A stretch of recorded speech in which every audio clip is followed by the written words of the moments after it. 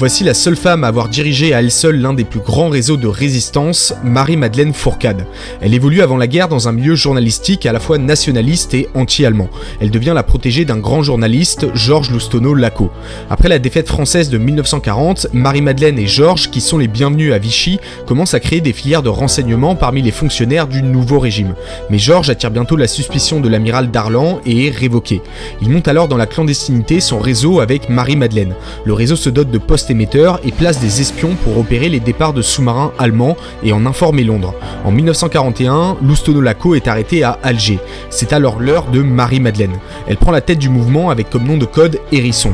Le réseau est appelé Alliance ou l'Arche de Noé car les membres avaient tous des pseudonymes animaliers. Loustonneau-Lacau décrivait Marie-Madeleine en ces termes. Elle est le chef d'état-major, le pivot sans lequel rien ne peut tourner. Elle a une mémoire d'éléphant, une prudence de serpent, un instinct de fouine, une persévérance de taupe et elle peut être méchante comme une panthère.